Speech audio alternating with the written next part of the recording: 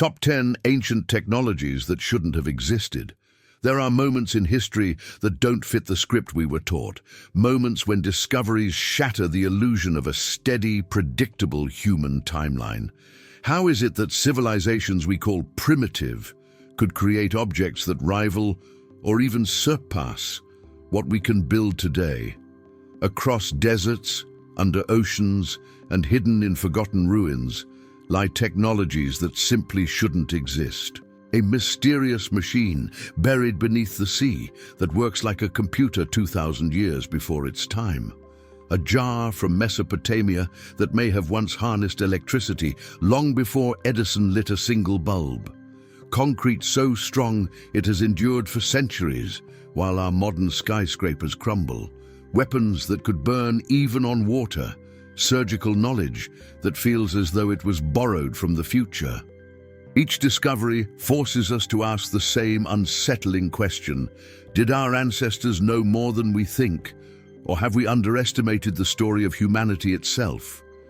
History books tell us of progress, of a slow climb from stone tools to smartphones, from fire to fusion. But what if that story is incomplete?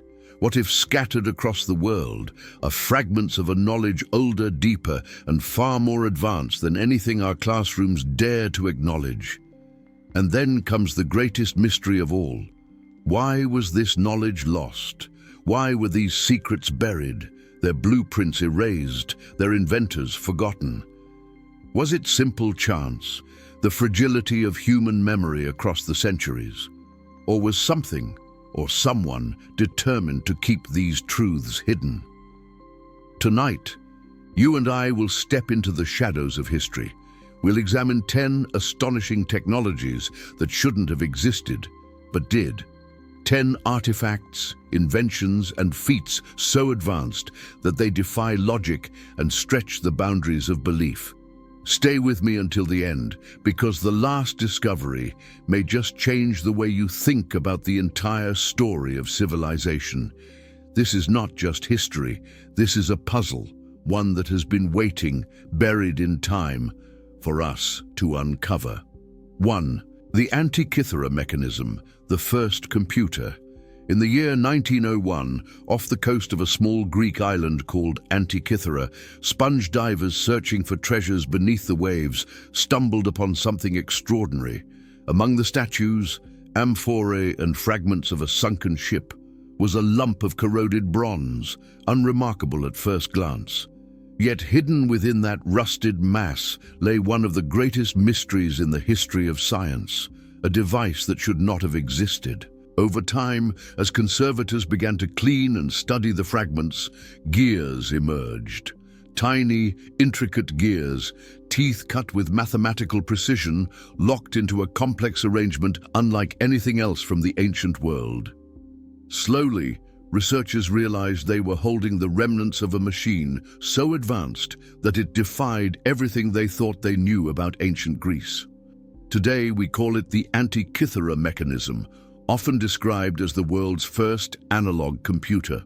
Constructed more than 2,000 years ago, it could predict eclipses, track the cycles of the moon, map the movements of planets, and even time the ancient Olympic Games. Its accuracy rivals that of clockwork technology not seen until the 17th century, over 1,500 years later. But here is the enigma. How did the ancient Greeks, with their simple tools and knowledge as we imagine it, create something so breathtakingly sophisticated? No other device like it has ever been found from that era.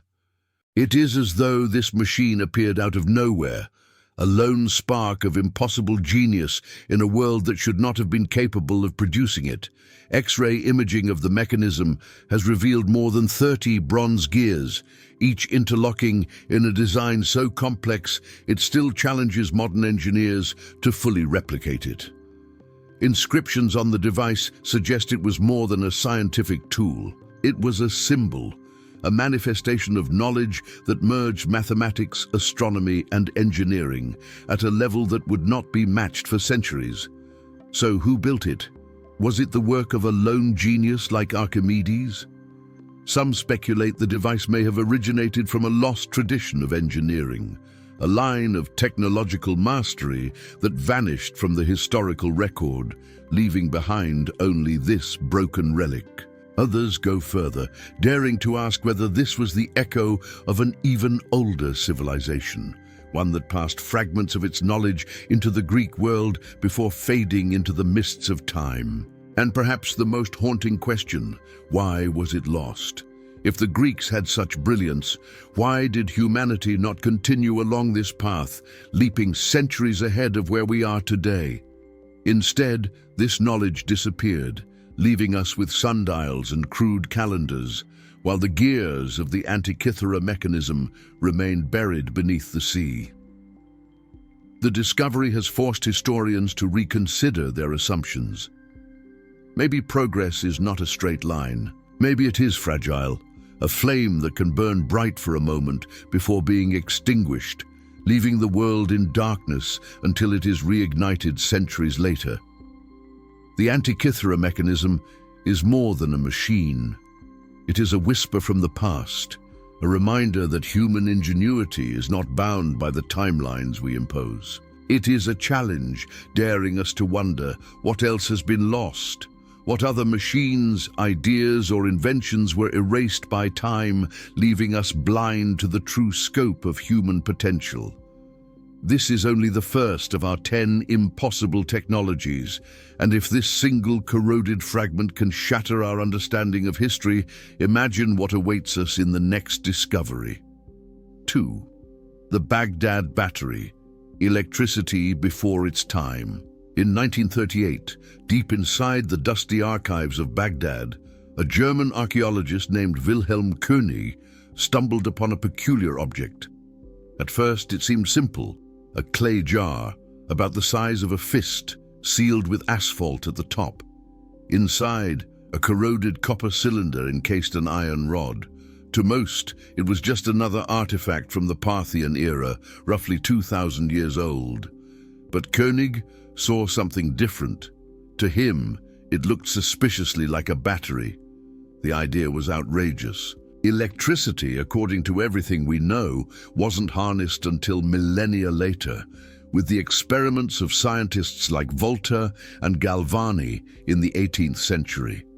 And yet, here was an ancient vessel that, when reconstructed and filled with acidic liquid, vinegar, lemon juice, even grape juice, could generate a measurable electric current.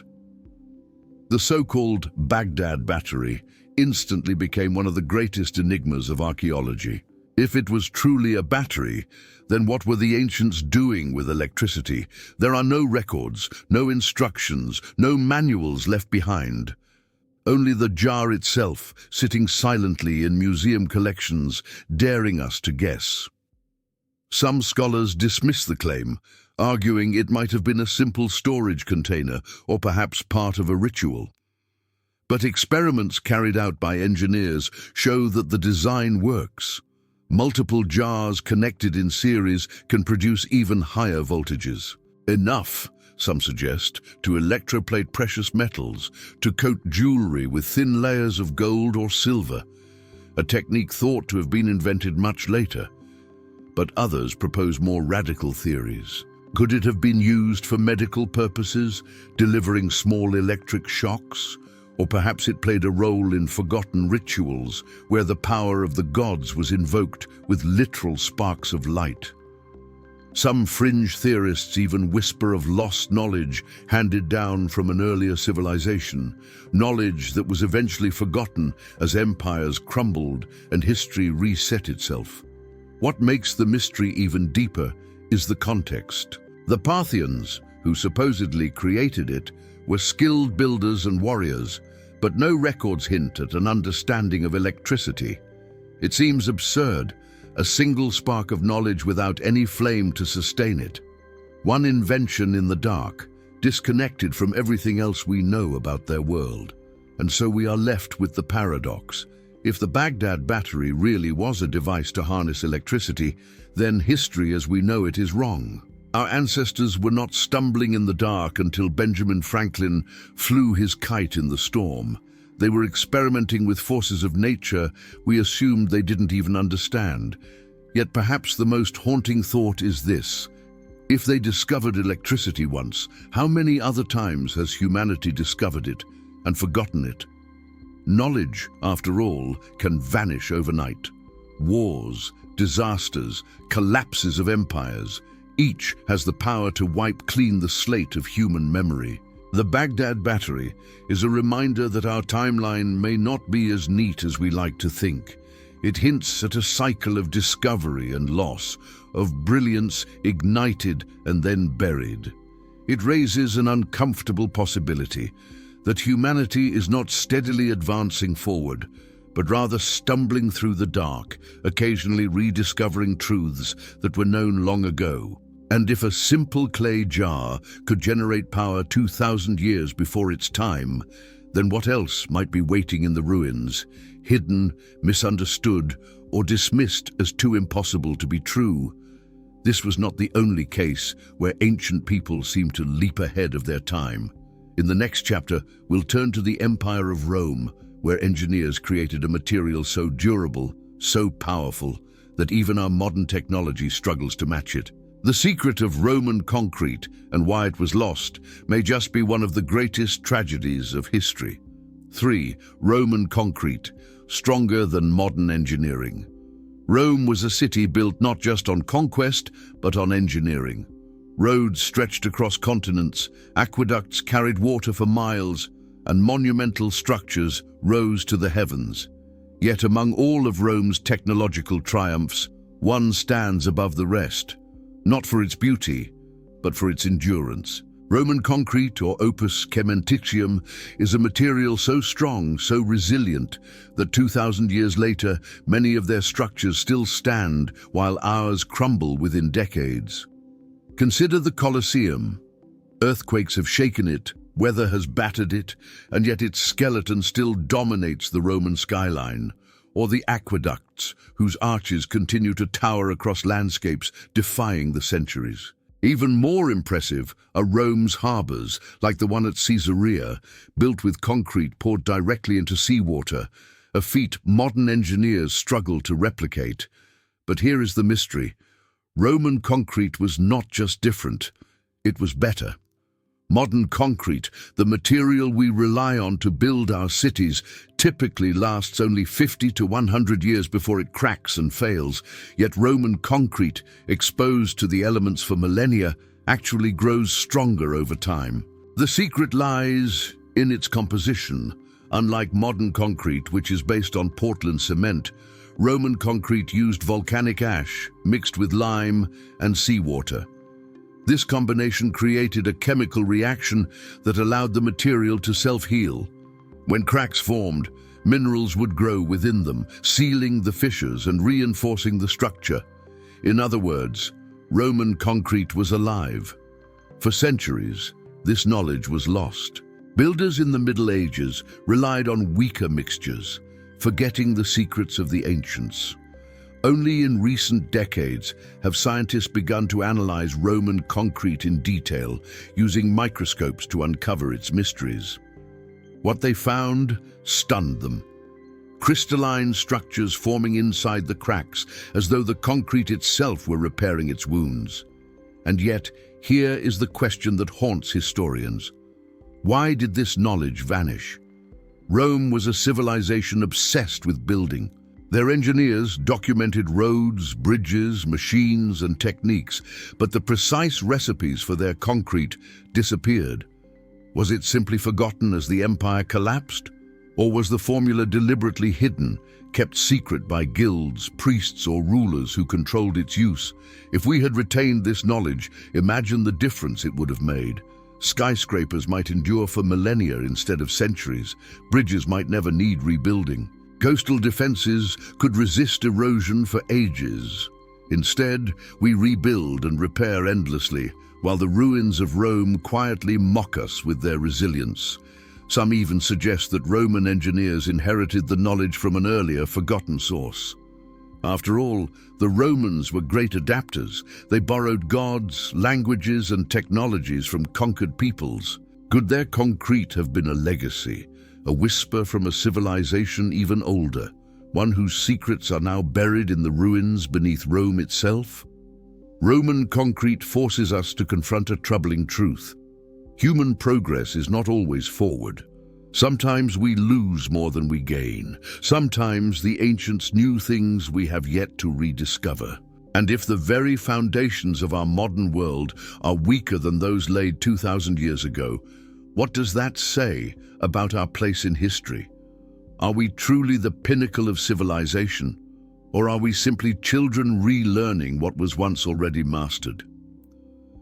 In the next chapter, we leave the stones of Rome and travel east to the Indian subcontinent. There, ancient texts reveal surgical knowledge so advanced, so precise, that it seems less like the work of antiquity and more like the blueprints of a futuristic medical school. This is the mystery of ancient surgery, the knowledge of Sushruta. 4. Ancient surgery, the knowledge of Sushruta. In the ancient city of Varanasi, on the banks of the sacred Ganges River, a text was written that would puzzle historians and astonish modern doctors alike. Known as the Sushruta Samhita, this ancient Sanskrit manuscript is believed to date back to around the 6th century BC. Within its fragile pages lies knowledge so advanced that it feels less like a relic of antiquity and more like the curriculum of a modern medical school. The Sushruta Samhita describes surgical procedures in astonishing detail, from sutures and cauterizations to complex operations. Among its most remarkable passages is a description of cataract surgery. Imagine it. In an age before anesthesia, before microscopes, before sterile environments, physicians in India were using precise instruments to remove cataracts from the human eye. It was a feat that European medicine would not achieve until more than 2,000 years later. But it doesn't end there. The text catalogues procedures for rhinoplasty, reconstructive surgery on the nose, often performed to restore the faces of soldiers or criminals who had been disfigured as punishment. Using skin grafts, surgeons would rebuild what had been lost, offering not just physical healing, but a chance to reclaim dignity. It is, in essence, the birth of plastic surgery. The text also outlines more than 300 surgical procedures, 120 surgical instruments, and detailed anatomy, knowledge that rivals, and in some cases surpasses, that of the Renaissance. Scalpel-like tools, forceps, probes, even needles, all described with precision. How could such understanding exist in a world where most civilizations still relied on rudimentary medicine, charms, and superstition? Skeptics argue that much of this knowledge may have been theoretical or exaggerated by later writers. But archaeological evidence suggests otherwise. Ancient Indian surgeons were indeed performing complex operations, guided by an advanced tradition of medical practice. Their tools, some preserved in collections, show designs that align strikingly with modern equivalents. So the question arises, where did this knowledge come from? Was it the product of observation and experimentation, passed carefully from teacher to student? Or was it inherited from an even older, now forgotten tradition of science and healing? Even more mysterious is why it was lost. For centuries after, surgical knowledge in many parts of the world regressed. In medieval Europe, for example, surgery was considered crude, often relegated to barbers rather than physicians, while Indian doctors centuries before had pioneered procedures still recognizable today. Their work was buried beneath the sands of time, only rediscovered when translations of the Sushruta Samhita reached the West in the 19th century. The implications are staggering. If ancient India possessed this level of medical knowledge, how much more may have been discovered and then forgotten across the ages? What other sciences were mastered and then erased from human memory by war, disaster, or simple neglect? The Sushruta Samhita stands as a testament to the brilliance of our ancestors, a whisper from the past reminding us that human potential is not limited by time. Knowledge, like fire, can burn brightly in one age and vanish in another, waiting for us to reignite it. From the healing arts of India, we now turn to Rome once more, where a seemingly ordinary drinking vessel holds a mystery that points not just to chemistry, but to the startling possibility of nanotechnology in antiquity. 5. The Lycurgus Cup. Nanotechnology in antiquity. In the hushed halls of the British Museum rests a goblet unlike any other. At first glance, it looks like a fine Roman artifact, a beautifully crafted cup of glass adorned with intricate scenes of mythology. But under the right light, the Lycurgus cup reveals its secret. When illuminated from the front, it glows a vibrant jade green. When lit from behind, it transforms into a deep blood red. It is a metamorphosis so startling, so precise, that scientists were baffled when they first encountered it. This mysterious chalice, created in the 4th century AD, defies explanation by the techniques we normally associate with ancient glasswork.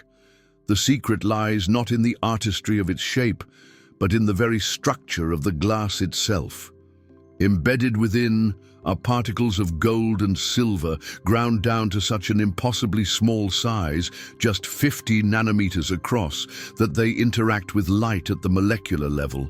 In other words, this is nanotechnology, achieved more than 1,600 years before the word even existed. How did Roman artisans accomplish such a feat? Modern scientists, using electron microscopes, have confirmed the presence of these nanoparticles, which scatter and absorb light in different ways, depending on its angle. But this level of precision requires control over materials at a scale we only began to explore in the late 20th century. Could it really be accidental? Or did the Romans know something we don't? Some argue it might have been the result of chance, that artisans experimenting with metallic dust in glass accidentally stumbled upon the effect. But the perfection of the cup's transformation suggests otherwise. This was not a random accident. It was a deliberate process, refined through knowledge now lost. The Lycurgus cup was more than a drinking vessel. It was likely used in sacred ceremonies, its shifting colors symbolizing divine power, transformation, or perhaps even the presence of the gods themselves. But the true enigma is this: if Romans could manipulate matter at such a microscopic scale, what else might they have been capable of? Was this a unique achievement, a singular masterpiece that happened to survive the ages? Or was it just one example of a much larger body of lost knowledge now hidden in the ruins of forgotten workshops? What makes the Lycurgus cup even more haunting is the silence around it. No surviving Roman texts describe its creation. No manuals, no formulas, no references in the writings of Pliny or Vitruvius. It exists as an isolated marvel, cut off from context, as if someone wanted us to see the result, but never know the process. The implications ripple outward. If the Romans could manipulate nanoparticles, then our assumptions about ancient science must be rewritten. The timeline of technological discovery collapses, and we are left staring into a void of possibilities. A world where advanced materials, optics, and chemistry may have existed long before we believe they should. As you gaze upon the Lycurgus cup today, you are not just looking at glass. You are looking at the past bending light in a way that still challenges our modern understanding. And you are left with the same haunting thought: if this survived, how many other wonders were lost? From a cup that defies light itself, we now turn to the secret weapon of the Byzantine Empire. A weapon so terrifying, so unstoppable, that its formula was guarded more fiercely than any crown jewel, and then disappeared into history. This was Greek fire, the lost weapon that even the sea could not extinguish. 6. Greek fire, the lost weapon of the Byzantines. The Mediterranean Sea, 7th century AD. The Byzantine Empire, the eastern heir of Rome, is besieged on all sides. Arab fleets surge across the waves, threatening Constantinople itself. And then, suddenly, the balance of power shifts. Not with numbers, not with strategy, but with fire. Witnesses described it as a weapon born of nightmares, streams of liquid flame hurled from Byzantine ships, clinging to sails, decks, and human skin alike. The fire did not die when it touched the water.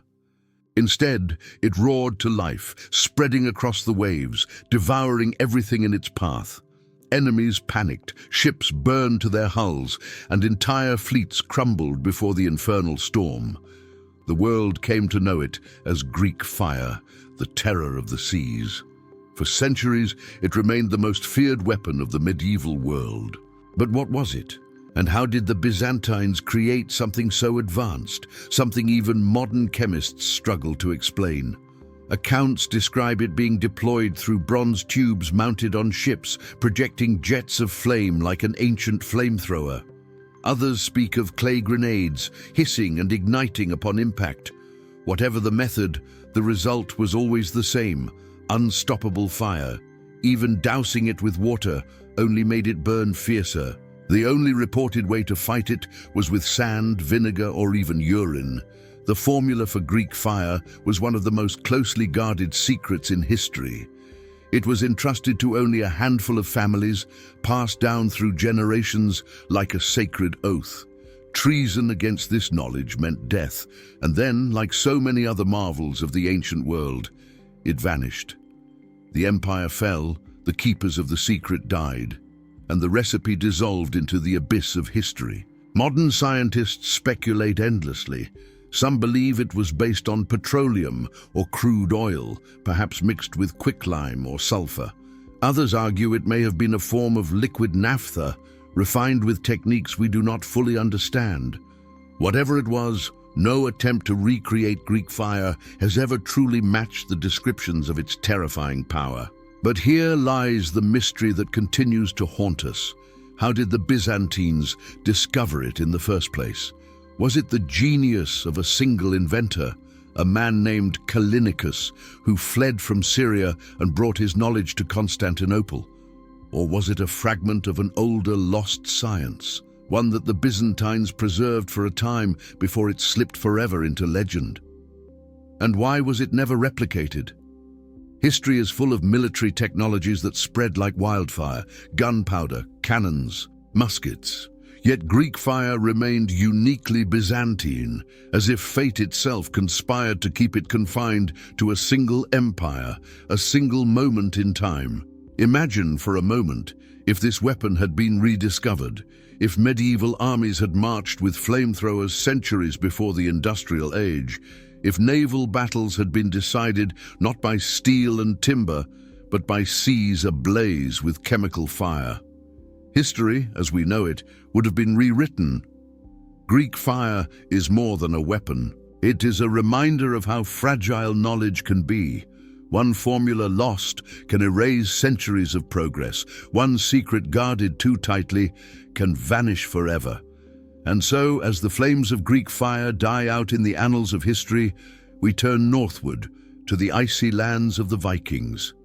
There, buried in graves and battlefields, lie weapons that should not have existed. Blades forged with steel so pure, so advanced, that the world would not see their equal again for nearly 1,000 years. These were the legendary Ulfbert swords. 7. The Ulfbert swords, Viking mastery in steel. On the battlefields of medieval Europe, warriors clashed with iron blades, crude and brittle, often shattering under the force of combat. Yet among the chaos of war, a rare weapon appeared, a sword so advanced, so flawless, that it seemed almost supernatural. These were the Ulfbert swords, the legendary blades of the Vikings. Archaeologists have uncovered more than 170 of these swords, each marked with the mysterious inscription Blafvil FBRH+T. To hold one was to wield an edge of unparalleled sharpness and resilience, light yet unbreakable, deadly yet elegant. These were not ordinary weapons. They were marvels of metallurgy, centuries ahead of their time. The secret lay in the steel. While most medieval smiths worked with impure iron, riddled with slag and flaws, The makers of Ulfbert had mastered a technique that would not be rediscovered in Europe until the Industrial Revolution: crucible steel. This method required heating iron ore to over 1,600 degrees Celsius, dissolving impurities and leaving behind a metal of unmatched purity and strength. To put this in perspective, the technology to achieve such temperatures and control was beyond the known capabilities of Europe in the 9th and 10th centuries. The furnaces of the time should not have been able to produce it.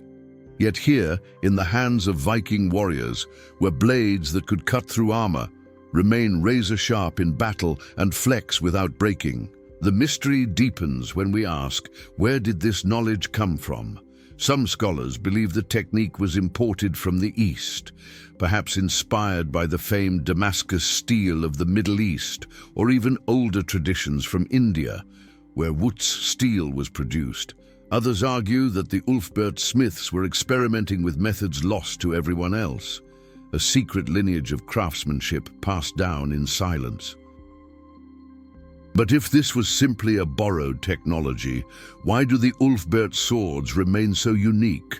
Why do we not see other European weapons of the time reaching this level of mastery? It is as though the Ulfbert smiths had access to a secret recipe, a knowledge jealously guarded and carefully controlled. The swords themselves tell a story of prestige and power. To own one was to hold not just a weapon, but a symbol. Kings, nobles, and the fiercest of warriors carried them into battle, their enemies struck with fear, not only by the warrior, but by the legend of the blade itself. And yet, with the passing centuries, the secret was lost. As the medieval world stumbled forward, the purity of Ulfbert vanished, replaced by lesser weapons, until industrial steel brought humanity back to that level of craftsmanship. What makes the Ulfbert legend haunting is not just the skill of its makers, but the silence that surrounds it. We do not know who they were, how they learned their craft, or why their knowledge disappeared. All we have are the blades themselves, mute witnesses to a chapter of history we cannot fully read. Some wonder if these swords were relics of an older, forgotten tradition, perhaps even remnants of a civilization erased from memory, whose echoes reached Viking forges before vanishing again. Whatever the truth, the Ulfbert swords remain a stark reminder. Technology does not always advance in a straight line. Sometimes it leaps forward, leaving us staring at relics we cannot explain. And so, from weapons of steel so pure they defy their age, we turn to the desert sands of Peru, where an entire landscape has been etched with lines so vast and so precise they can only be fully seen from the sky. These are the Nazca lines, messages to the heavens, or perhaps to something beyond. 8. The Nazca lines, messages to the sky. Stretching across the arid plains of southern Peru lies one of humanity's most enduring enigmas. From the ground, the desert looks barren, endless dust, stones, and silence beneath a merciless sun. But from above, the land transforms. Vast geoglyphs, etched into the earth more than 2,500 years ago, emerge. Straight lines running for kilometers, spirals twisting into infinity, and colossal figures of animals, a monkey, a hummingbird, a spider, drawn on a scale so massive that they can only truly be understood from the sky. These are the Nazca lines. Created by the Nazca culture between 500 BC and 500 AD, the lines are more than simple drawings. Some stretch for kilometers, laser straight across uneven terrain. Others form perfect geometric shapes, trapezoids, triangles, and spirals, their precision astonishing even today. And then there are the figures, some larger than entire football fields, their outlines etched with uncanny clarity into the desert floor. But here is the mystery. How did the Nazca create designs of such precision without the ability to see them from above?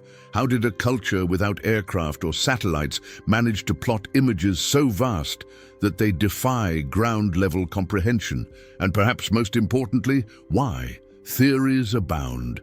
Some scholars argue they were ritual pathways, walked during ceremonies to honor the gods of fertility and water in a land where rain was scarce. Others suggest they may have been astronomical markers, aligning with solstices and star patterns, serving as a giant calendar written in stone and sand. Yet the sheer scale of the designs raises unsettling questions. Were they messages to the heavens, symbols meant to be seen by gods, or perhaps by something else above the sky? What deepens the enigma is the Nazca's choice of medium. The lines were created by removing the dark topsoil to reveal the lighter earth beneath, a technique both simple and ingenious. And because the desert is so dry and windless, the lines have endured for centuries. But the fragility is deceptive. A single misstep could erase parts of a figure forever. Why go to such effort, knowing how delicate the work was, unless its purpose was vital? Even with modern technology, replicating the scale and precision of the Nazca lines is no small feat. They defy the notion of trial and error, suggesting planning and surveying techniques that we struggle to fully grasp. Were the Nazca working with tools, methods, or even knowledge inherited from an earlier forgotten culture? For those willing to step beyond conventional explanations, the Nazca lines become something even stranger. To some, they are not merely symbols, but signals, giant beacons carved into the earth, pointing skyward as if awaiting visitors. Theories of extraterrestrial connections, though controversial, persist precisely because the lines are so immense, so visible only from above, that they feel almost designed for an aerial gaze. Whatever their purpose, the Nazca lines challenge us to rethink what ancient people were capable of. They remind us that civilizations we dismiss as primitive often accomplished feats that defy our modern imagination. Their message, whatever it was, has survived the test of time, still whispering across the desert to those willing to listen. And so, from the deserts of Peru, we travel back to Egypt, to temples and tombs carved in stone. There, hidden in blocks of granite and quartz, lie traces of another mystery, drill holes and cuts so precise they seem to have been made with machines thousands of years before such technology should have existed. This is the puzzle of impossible drilling in ancient Egypt. 9. Impossible drilling in ancient Egypt. The monuments of ancient Egypt inspire awe for their size and grandeur, towering pyramids, colossal statues, and temples cut from solid stone. But hidden within these marvels is a mystery that goes beyond scale. It lies not in the massive blocks themselves, but in the marks they carry. Perfectly smooth drill holes, spiral grooves, and cuts in granite and quartz that defy the tools we believe the ancients possessed. This is the puzzle of impossible drilling. Granite, one of the hardest stones on Earth, resists even modern steel chisels, and yet, in Egypt, we find evidence of precision drilling deep into this unforgiving material. At sites such as Abu Sur and Giza, cores of granite with spiral patterns still exist, as if twisted out with a high-speed drill. The grooves are so even, so continuous, that they suggest the use of machinery capable of exerting pressure and rotation far beyond the capacity of copper tools and sand, which archaeologists claim the Egyptians used. Even more perplexing are the saw cuts. In temples and tombs, blocks of quartzite and basalt bear marks that resemble the straight, uniform slices of mechanical saws. Some cores show feed rates, the speed at which the drill advanced, that rival industrial equipment today. How could a civilization from 4,500 years ago achieve such feats with the primitive tools we assign to them? Mainstream Egyptology often explains these anomalies as accidents of hand tools, abrasion, or misinterpretation. But engineers who have examined the evidence disagree. To them, the cores and cuts look unmistakably like the result of advanced machinery. Drills spinning at high speeds, saws slicing with precision, techniques that should not have existed in the Bronze Age. So where does that leave us? Were the Egyptians working with lost tools, now vanished from history? Could they have developed technologies of stone cutting that we no longer understand, methods passed down through guilds of builders and lost in the collapse of kingdoms? Or was this knowledge inherited from an even older civilization, one erased from the historical record? The implications are profound. If the Egyptians had access to advanced tools, even briefly, then our entire view of their society changes. No longer are they a people slowly experimenting with copper chisels. They become heirs to a legacy of engineering brilliance, capable of manipulating stone with techniques rivaling our own. The mystery deepens when we consider the purpose. Why drill into granite with such precision? Why carve sarcophagi with walls so perfectly straight and polished that they resemble machine finishes? Why align these cuts with such mathematical accuracy that they still astound modern surveyors? Perhaps these techniques were not mere practicality, but symbolic demonstrations of power, mastery over nature, or expressions of divine connection. Or perhaps they were remnants of a more practical knowledge, techniques once widespread, then lost, leaving us only fragments of evidence carved into stone. Impossible drilling in Egypt reminds us of an uncomfortable truth. Stone endures, but tools vanish. We are left only with the scars, the traces of what once was. They whisper of methods beyond our comprehension, of machines that may have existed millennia before their time. And if Egypt holds such secrets in its stones, what else might be hidden in the alignment of its monuments? In the final chapter, we turn to the Great Pyramid itself, a structure whose orientation and design are so precise that some believe it encodes a cosmic message. This is the mystery of the Great Pyramid's alignment, the cosmic code of ancient Egypt. 10. The Great Pyramid's alignment, the cosmic code. On the Giza Plateau, rising from the sands like a sentinel of eternity, stands the Great Pyramid. Built over 4,500 years ago, it remains the most iconic monument of ancient Egypt. But behind its massive limestone blocks lies a mystery that continues to unsettle scholars. The pyramid is not just an architectural marvel, it is a riddle written in stone, encoded in its alignment with the earth and the heavens. From the very first surveys, explorers noted something extraordinary. The Great Pyramid is aligned to true north with astonishing precision, off by only a fraction of a degree. To put that into perspective, this alignment is more accurate than many modern buildings constructed with advanced instruments. How could a Bronze Age civilization achieve such a feat without compasses, telescopes, or satellites? But the mystery deepens. The pyramid's dimensions appear to encode mathematical constants. Some researchers argue that its proportions reflect pi and the golden ratio, numbers not officially discovered until thousands of years later. Others see in its measurements the exact circumference of the Earth, suggesting a knowledge of global geometry far beyond what ancient Egypt should have possessed. Then there is the sky. Many believe the pyramid's layout, along with its neighboring structures, mirrors the stars of Orion's belt. Was this intentional?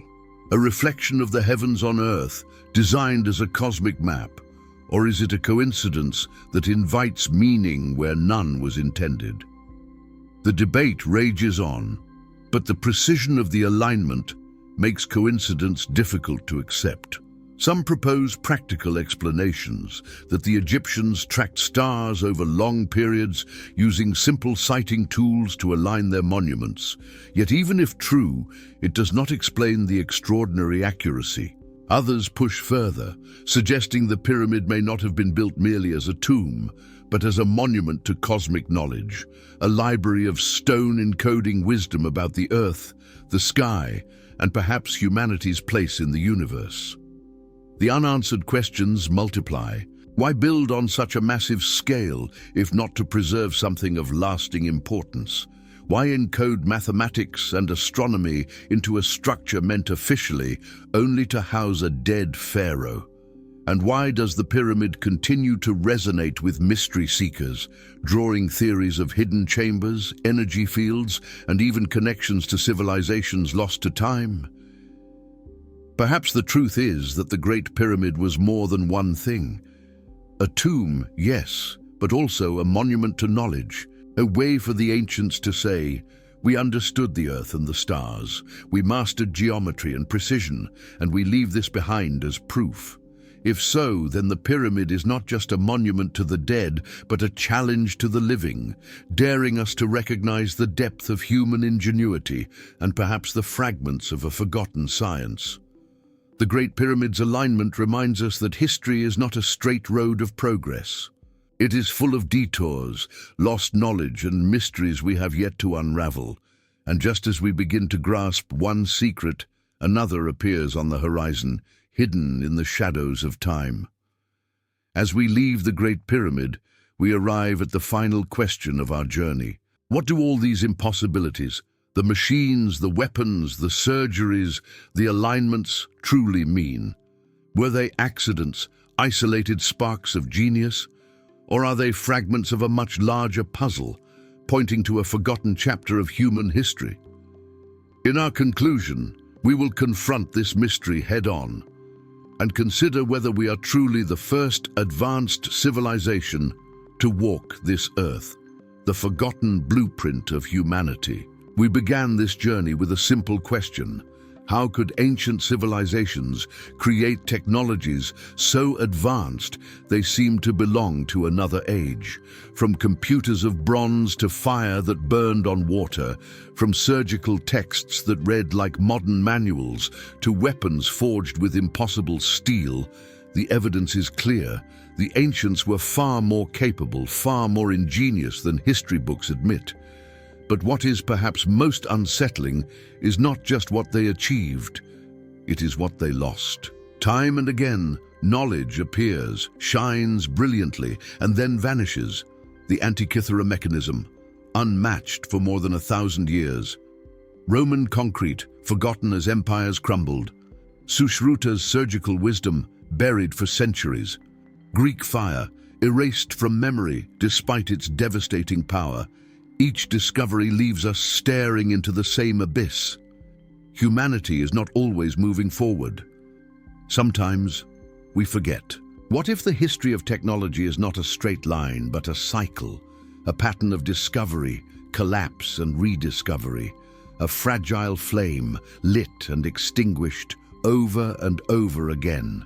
And what if the fragments we study today, a goblet that changes color, a sword that defies the limits of its time, geoglyphs carved into the earth, are not isolated wonders, but the scattered remains of a blueprint we have only begun to piece together? For centuries, scholars have tried to explain away these anomalies. They call them accidents, coincidences, or exaggerations. But the evidence carved in stone, cast in bronze, and etched into the desert sands tells another story.